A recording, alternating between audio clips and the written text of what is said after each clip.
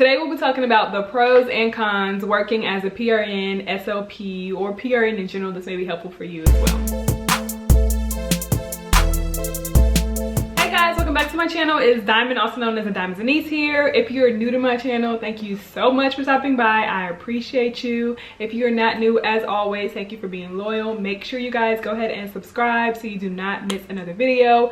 Today we're gonna get right into this video. Today we'll be talking about the pros and cons working as a PRN, SLP, or PRN in general. This may be helpful for you as well. This is my 1 month update. As you guys know, I recently quit my full-time job as a speech language pathologist in the outpatient setting, and I was also doing a little bit of acute care, and now I'm working PRN in acute care, and I absolutely love it. I'm so happy. It was the best decision for me. As you guys can already see, I'm probably spoiling the rest of the video, but let me give you the pros and cons, because I mean, maybe what works for me may not work for you. So let's go ahead and get into this video. So before we even start, you guys should know what PRN actually stands for, and it means per diem. So usually when you're a PRN, you are only hired on to cover whatever shift for whatever position as needed, which means that you could be needed 1 day out of the week and you could be needed 5 days out of the week. So PRN is just whenever the facility actually needs you to cover for whatever position. All right, so let's go ahead and start with the cons first. So the first con that I think is a big one is that you have no benefits. Literally working for this facility, you have no ties with them, they have no ties with you, so they do not give you anything. So you have no dental insurance, you have no health insurance. Most likely 9 times out of 10 they probably will not be paying for any of your CEUs, which is continuing education, and they probably will not be paying for you to maintain your license or any extra benefits that someone that is a full-time employee would be getting. Another con is that being a PRN is not really stable at all. There are very inconsistent hours. You could be working at one facility and they may only need you on the weekends. 9 times out of 10, the PRN is here to cover the shifts that can't be covered, that haven't been covered, that their full-time staff is not covering. So for me, my situation, I'm working a lot of weekends because the full-time staff usually either work Monday through Friday or someone kind of works on Sundays. So Saturday is vacant, so I'm designated to my Saturdays. Now, my situation is a little different. Like, I got really blessed with an opportunity that actually needs me. And in a lot of different fields, depending on like medical, maybe nursing, probably speech, OT, PT, there is a shortage in our field. We are really needed, so there is a possibility that you will get the hours that you want to make them full-time. Like I said, in my position, I'm pretty much working full-time, but I'm a PRN, so I'm still getting those hours that I want, but I just don't have any of those benefits that we're kind of going through. So all these things that I'm mentioning are things that I've seen and noticed, and I feel like that's, you know, something that, you know, you should really consider if you are trying to transition to PRN. With the stability of the job, you could work they could only need you 1 day this week, and the next week they're able to give you 5 shifts. So there is going to be a lot of variability with the amount of hours and the amount of available shifts that the facility could possibly have for you to work. Another con is that you probably are going to get sent home. I haven't had to deal with that. One time I almost got called out because the census was really low, but they ended up needing me anyway, so I was able to go in. But whenever they're trying to do cuts or send people home, you're going to be the first person that they're going to let go because they don't owe you any hours. Another con is that I think that it's really hard to build relationships with the patients. I'm also working PRN at my old job that I was working full-time for, and I'm literally work for them maybe once a week or once every other week, and I'm noticing, like, when I go see patients, I'm literally learning that patient for the first time. I do the best for them, I try to contact family, I try to do everything I can for them, and then I'll never see them again. And 9 times out of 10, when I come back the next week, every patient that I saw is gone. So I'm learning new patients all over again. First is when you're working full-time, you're seeing that patient every single day. You're kind of working with them. As we know, in acute care, the patients kind of come and leave pretty quickly. However, some patients do stay maybe 7, maybe 14. I've even seen patients stay for 30 days. So being PRN, it can be hard to just build that relationship with the patients and also build relationships with the staff. These nurses, these doctors, the dietitians, the other rehab team departments, they don't really know who you are. They're seeing you once, twice a week. Most people are pretty nice and helpful. I know in my situation, I kind of walked into a team that's really great, very helpful, very supportive. But, you know, I know that may not be the case for everyone. I've talked to other people. I know other people that they're not experiencing that same thing. So that is something to consider, that, you know, it will be hard to maintain or build relationships with other people. So I would really encourage you that if you are PRN, just talk to everybody, get to know the people that you're going to be working with, because they're the ones that's going to be able to help and walk you through the process and even discuss other patients with you, because you're only seeing them 1 or 2 days a week. Another con is that working PRN could be less mentoring opportunities for you, depending on, once again, this depends on how many days you're probably working at the facility. My situation is a little different. This is my 1 month update, but I kind of walked into a place where they were able to provide that mentoring for me.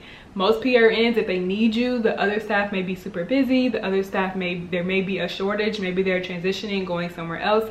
So there could be less time for you to get the mentoring you need. However, I feel like in our SLP field, everyone's pretty helpful. I haven't really run into people that just aren't helpful. I mean, everyone's busy. People have their own way that they actually do things, but overall people are pretty supportive. So I definitely don't think it will be hard for you to find support. But whenever you're going into maybe an acute care position, they're kind of looking for you to be a little independent. However, in my situation, they knew kind of where I was honest with them, and they had the availability to support me where I am. So always ask whenever you're applying for a job, if you need support in certain areas, be open and honest and upfront about that. So the facility or the department or the staff, the core staff, they can make that decision on if they can really support you and you get the support that you need to be more independent and feel more independent as a clinician.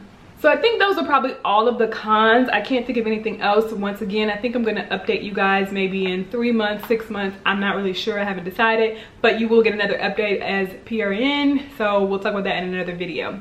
Let's get on to the pros, okay? Why PRN? And why I'm still doing it and why I don't think I'm going back. All right, so the first pro that I love is the flexibility. Now, if y'all follow me on Instagram, y'all know I've been working really hard lately, but that's because I'm kind of transitioning. I'm kind of doing some things. I just got things I'm doing, but there is a lot of flexibility. I have the opportunity to go home and visit my family, and I didn't have to ask nobody if I can get off. I didn't have to check in with anybody. I didn't have to request time off. I didn't have to wait to get my time off approved.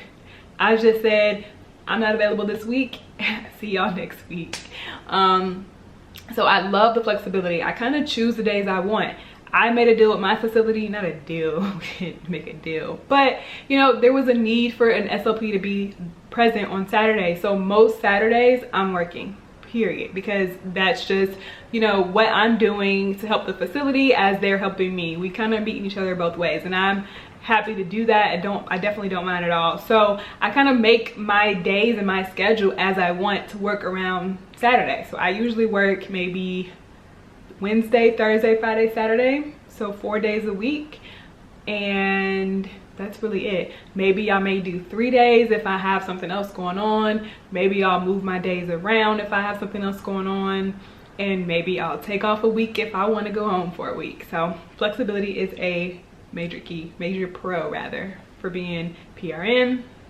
The second thing that's a pro is that you get paid more money, okay? You get paid more money for sure. Now, depending on what the average pay is in your place or in your city, there's gonna be a lot of variability, but in Florida, I believe Florida is probably one of the lower paying for speech language pathologists, and most, maybe some full-time or whatever the rate is, it's around like $30, but the PRN rate could be between like $45 to $50. Sometimes even, I've heard of even like $70 an hour. So the PRN rate is definitely higher, but that's because you're not getting those benefits.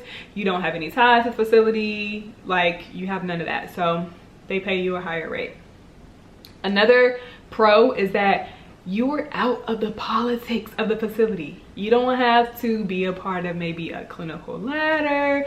You don't have to keep up with your hours. You don't have to worry about overtime because they give you how many hours they want to give you, and you can give them how many hours you want to give them. So that is definitely not an issue or a factor. You have, I keep saying this, but you have no real ties to the facility. You don't have to go through maybe a tier or program to request time off and leave.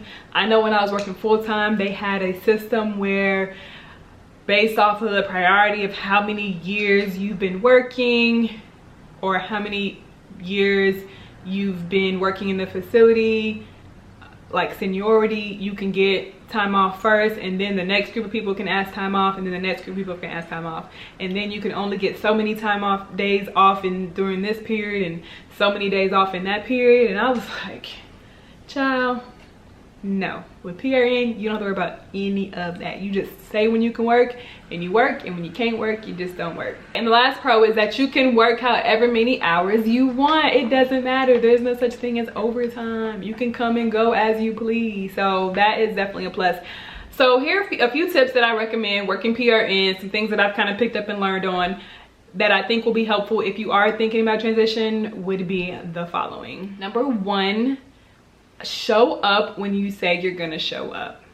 I think this is super important because facilities or wherever you're working, they are depending on you. So do not say that you're available Monday, Tuesday, Wednesday this week, and then you call out Monday and you call out Wednesday and you only show up one day that week. You're not gonna be dependable, you're not reliable. They're most likely gonna be letting you go or finding someone else to replace you. The facility has a need as well. So if you say you're gonna show up, just show up. Sign up for the shifts that you want to work. Don't overdo it. You can kind of give yourself some time. Most departments plan out schedules maybe 1 or 2 months ahead of time. So just kind of be going through your schedule and choose maybe less days that you're available, and then you can always say, you know what, hey, I had a change in my schedule. I could work this day, that day, and maybe this day. And I think the facility department leads will be definitely much more appreciative of that than you taking shifts and then not showing up when they need you. Tip number 2 is to just budget your money. You now are not paying for health insurance, so you have to get that on your own. You may be planning for different trips and vacations. Like I told you guys, I'm going away for a week. I have no PTO in the bank to cover that. That's just 7 days that I will not be getting paid. So budget your money, get in a habit and a system of really figuring out how to manage your money for the months to come. I'm currently still learning that. So as I learn it and feel a little more comfortable, I will definitely put that in the video for you guys. But I think budgeting is key. Right now I'm just using Excel to really kind of plan through. Y'all also know I got other businesses and things like that going on too. So I'm really trying to figure out my finances, get a really a good hold on that right now. So again, I'll share that with y'all later, but budget, budget, budget, because you do not want to be taking off days or, you know, y'all know, just budget your money, okay? The next thing to consider is like your health insurance. So you need to look for a health insurance, a dental plan, 401k. There are other systems out there. A lot of times people think, oh, you need that job security, you need that full-time benefits. You can find your benefits elsewhere, okay? 9 times out of 10, you're gonna be making probably double the money you would make as a full-time employee, which means you can still cover your insurance and still be making more money than you were full-time. 9 times out of 10, maybe 8, but I think it definitely is doable. You just have to plan and budget. Now your insurance is expensive, but I kind of calculated as, you know, the facility was kind of paying a piece of your insurance, and then you had a percentage coming out when you were full-time. So you kind of they was paying the same amount. You probably just happen to pay maybe double, but like I said, you are getting a higher rate. So it should be doable, but you have to do what's best for you. So definitely look in your area, your city, your state rather, and see what types of insurances are offered and what coverage you would like. Once again, I'm just now getting into that for my first month, so that is something that I will share in another video. The last tip would be if you are PRN in acute care, and I'll probably specifically be doing these videos for acute care, not necessarily skilled nursing facilities because I have not worked there, but in acute care I know that modified barium swallows and fees are super important. Again, I was blessed to be getting the training that I want, and right now I'm really learning modifieds, and then I'll be kind of getting into my fees. So I know that'll be really helpful for me in the setting that I'm at, and it will also be helpful for you guys wherever you are, because I love 9 times out of 10. That's just like gives me like enough to say something, but not enough for y'all to hold it against me. It may be that 1 out of 10% that it was not what I'm saying, but 9 times out of 10, if a facility that you're working at is not going to have all the hours for you, you're going to have to learn how to flex your availability. So you're going to have to maybe work at 2 hospitals so that you can get 2 days or 3 days here, and maybe like 2 or 3 days there as well, so that it balances out. Not saying that that's going to be exact, not saying that the facility may have more hours to give you, and that'll be even better, and you're only working at one facility. So you kind of got to just flex it out, see what works for you. But I think that within flexing your hours, you having that MBS and fees training just kind of gives you a little edge, because the facility will be more inclined to bring you on and hire you. However, if you don't have that, be honest, say I'm willing to learn, I'm open to being taught, I already took XYZ course, this is what I do know, this is just where I need a little bit of help.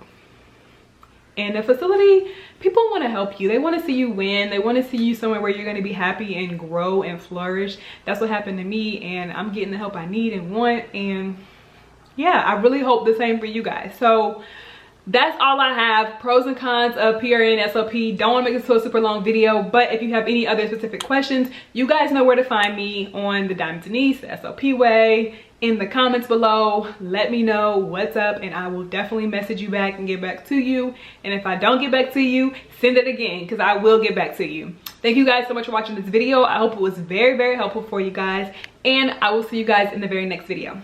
Bye. I